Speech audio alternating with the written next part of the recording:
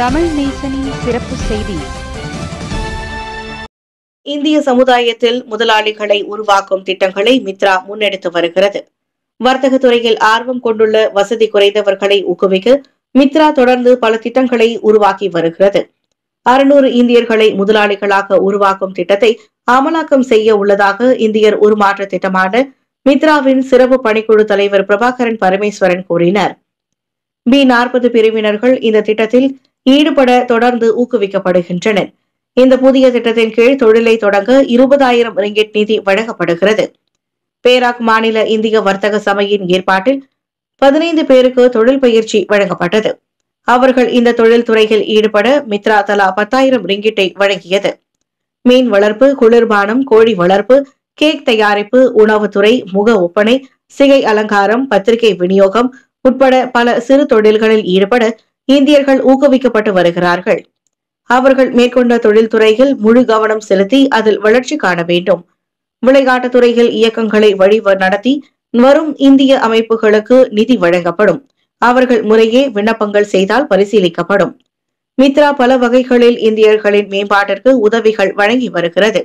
உதவிகள் பெற ஆர்வம் உள்ளவர்கள் மித்ரா இணையதளத்தை தொடர்பு கொண்டு விளக்கம் பெறலாம் என பத்து நாடாளுமன்ற உறுப்பினருமான பிரபாகரன் விளக்கம் அளித்தார். முதலாக பேரா வர்த்தக சங்கத்துக்கு மிகப்பெரிய நன்றி. இன்னைக்கு அவங்க மூலியமா மித்ராவின் ஒரு நல்ல திட்டங்களை நல்லபடியாக இங்கே முடிச்சு வச்சுருக்காங்க. இந்த திட்டம் பார்த்தீங்கன்னா ஸ்டார்ட் அப் கோச்சிங் ஃபண்ட், அதாவது 15 பார்ட்டிசிபென்ட், அதாவது B40 கேட்டகரியில் உள்ள மக்களுக்கு வியாபார நிதி, அதாவது ஸ்டார்ட் அப் மோடால் அவங்களுக்கு 10,000 வழி வழங்கி அவங்களுக்கு புது வியாபாரத்தை தொடங்கி கொடுக்கறதுக்கு பேரா வர்த்தக சங்கம் மூலயமா மித்ராவின் நிகழ்ச்சி இது. ஸோ இன்றைக்கி வந்து 15 B40 கேட்டகரியில் உள்ள மக்களுக்கும் நம்ம செக்கு வழங்கியிருக்கோம். அவங்கள பார்த்திங்கன்னா நிறைய பேர் ரெஸ்டாரண்ட் திறக்கணும்னு சொல்லியிருக்காங்க. அப்புறம் சில பேர் தடிக்கா, சில பேர் சிறு தொழில், அப்புறம் சில பேர் வந்து சிக்கன் ஃபார்ம், அதில் உள்ள ஸ்கோப்பில் உள்ள வியாபாரத்தை தொடங்கணுன்ட்டு இன்றைக்கி அவங்க நிதி கிடச்சிருக்கு. இந்த நிதி கிடைக்கிறதுக்கு வந்து அவங்க வர்த்தக சங்கத்தோட நிறைய ட்ரைனிங், நிறைய எத்தனை நாள் 6 மாதம் அவங்களோட ட்ரைனிங் போய் தான் இவங்களுக்கு அந்த நிதி வழங்கப்பட்டிருக்கு. ஸோ அதுக்கு வந்து வர்த்தக சங்கம், நீங்கள் மற்ற நியூஸ்லாம் வர்த்தக சங்கத்திட்ட கேட்டுக்கலாம். ஆனால் இந்த மாதிரி ஒரு திட்டம் வந்து ஒரு முக்கியமான திட்டம்னு நான் சொல்கிறேன். ஏன்னா இந்த ஒரு வியாபாரத்தை தொடங்கணுன்னா அவங்களுக்கு முதல்ல அவங்களுக்கு நிதி தான் தேவைப்படும். இந்த கஷ்டப்படுற குடும்பத்தில் வந்து இந்த நிதி பற்றாக்குறையினால் அவங்களுக்கு அகாடமியில் போராக இருக்கிறதுனால வியாபாரத்தை தொடங்கணும்னு சொல்லி, ஆனால் அவங்களுக்கு நிதி இல்லாத பட்சத்தில் மித்ரா அவங்களுக்கு உதவி செய்ய நம்ம நாடி வர்றோம். இந்த வருஷம் பார்த்திங்கன்னா 2024 வந்து இந்த மாதிரி திட்டம் ஒன்று நம்ம தயார் பண்ணி வச்சுருக்கோம். இன்ஸ்கேன் டிபார்ட்மெண்ட் மூலிமா கமந்திரியான் உசாவான், அதிலிருந்து நம்ம 600 புது முதலாளிகளை உருவாக்குற திட்டம். அவங்களுக்கு வந்து 20,000 வள்ளி கிராண்ட் கொடுத்து ஹேண்ட் ஹோல்டிங், அதாவது என்னென்னா அவங்க வியாபாரம் தொடங்கி அவங்க நல்லபடியாக வெற்றிகரமாக வியாபாரத்தை செய்கிறதுக்கு நம்ம உதவியாக இருப்போம் அவங்களுக்கு, மித்ரா எஸ்பெஷலி.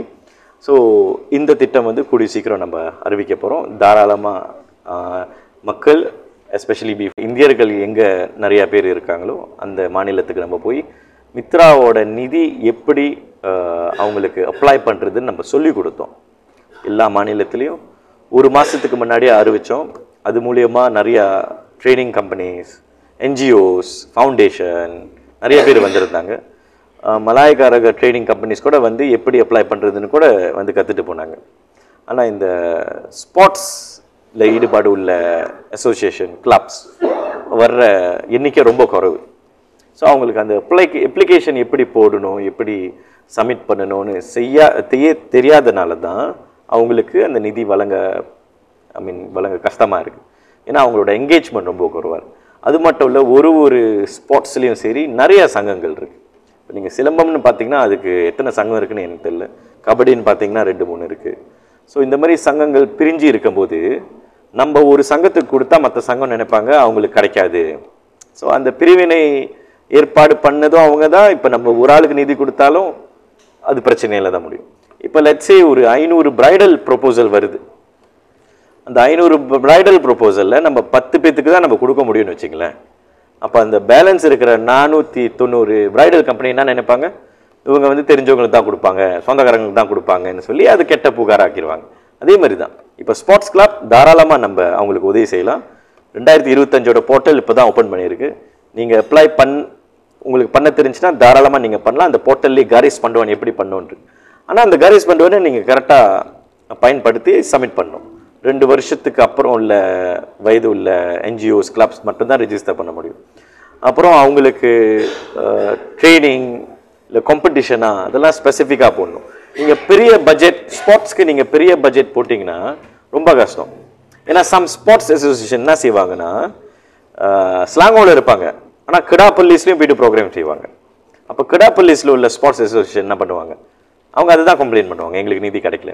முன்னதாக பேசிய பேராக் இந்திய வர்த்தக சபை தலைவர் ரவிசங்கர் பாலசுப்ரமணியம், இம்மாநிலத்தில் அதிகமான இந்திய தொழில் முனைவர்களை உருவாக்க பேரா மாநில இந்திய வர்த்தக சபை தொடர்ந்து பல வாய்ப்புகளை வழங்கி வருகிறது.